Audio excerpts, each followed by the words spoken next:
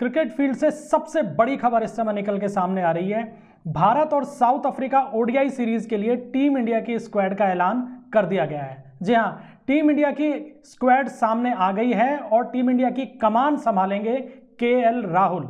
जी हां, शुभमन गिल, श्रेयस अय्यर और हार्दिक पांड्या को टीम से बाहर रखा गया है। आपको याद ही है, शुभमन गिल कोलकाता टेस्ट में चोटिल हो गए थे, जबकि श्रेयस अय्यर को ऑस्ट्रेलिया सीरीज के दौरान चोट लगी थी और हार्दिक पांड्या इससे पहले एशिया कप के दौरान चोटिल हुए थे। लिहाजा तीनों ही खिलाड़ियों को स्क्वाड में शामिल नहीं किया गया है और इनकी अनुपस्थिति में टीम की कमान सौंपी गई है केएल राहुल को। और केएल राहुल के अगर कप्तानी के रिकॉर्ड को देखें तो उन्होंने आखिरी बार 2023 में साउथ अफ्रीका के खिलाफ ही टीम इंडिया की ओडीआई सीरीज में कमान संभाली थी। केएल अब तक भारत के लिए 12 वनडे मुकाबलों में कप्तानी कर चुके हैं, जिनमें से 8 उन्होंने भारत को जिताए हैं, जबकि 4 में हार मिली है।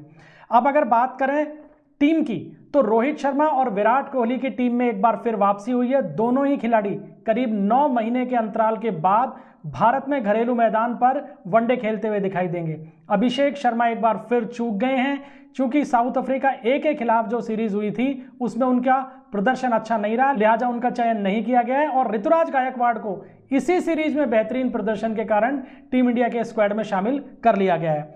बुमराह को आराम दिया गया है इस सीरीज से और ये 3 ओडीआई मुकाबलों की जो सीरीज है ये 30 नवंबर से शुरू होने जा रही है। अब बात करते हैं स्क्वाड की, तो स्क्वाड में केएल राहुल बतौर कप्तान शामिल होंगे। उनके अलावा रोहित शर्मा, यशस्वी जायसवाल, शुभमन गिल की जगह Yashasvi Jaiswal as a opener team में शामिल किए गए हैं। रोहित शर्मा के साथ में ओपनिंग जायसवाल ही करेंगे। विराट कोहली, तिलक वर्मा की भी एंट्री हो गई है। ऋतुराज गायकवाड़ को शामिल किया गया है। ऋषभ पंत और ध्रुव जुरैल दोनों स्क्वाड में शामिल हैं। नीतीश कुमार रेड्डी को भी शामिल किया गया है। रविंद्र जडेजा को शामिल किया गया है। ये एक बड़ा फैसला है, क्योंकि as a all-rounder Ravindra Jadeja पिछली सीरीज में जगह नहीं बना पाए थे, लेकिन इस बार उन्हें वापस से शामिल कर लिया गया है। उनके अलावा वाशिंगटन सुंदर भी इस स्क्वाड का हिस्सा हैं। अगर गेंदबाजों की बात करें तो कुलदीप यादव, प्रसिद्ध कृष्णा, हर्षित राणा और अर्शदीप सिंह, ये एक पूरी की पूरी स्क्वाड बनती है। इस स्क्वाड के अंदर अगर एज ए ऑलराउंडर हम खिलाड़ियों की बात करें तो इसके अंदर नीतीश कुमार रेड्डी का नाम आता है, रविंद्र जडेजा का नाम आता है और वाशिंगटन सुंदर का नाम आता है। अक्षर पटेल फिलहाल इस स्क्वाड से बाहर दिखाई दे रहे हैं। गेंदबाजों की अगर बात करें तो कुलदीप, प्रसिद्ध कृष्णा, हर्षित राणा और अर्शदीप, ये गेंदबाजों में शामिल है। जसप्रीत बुमराह को एक बार फिर इस सीरीज से आराम दे दिया गया है।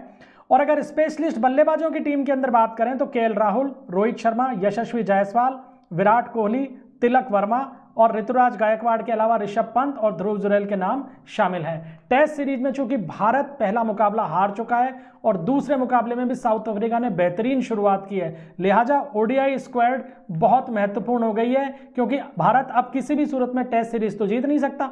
लिहाजा अगर ओडीआई सीरीज जीतनी है तो फिर टीम को एक कलेक्टिव प्रदर्शन करना पड़ेगा।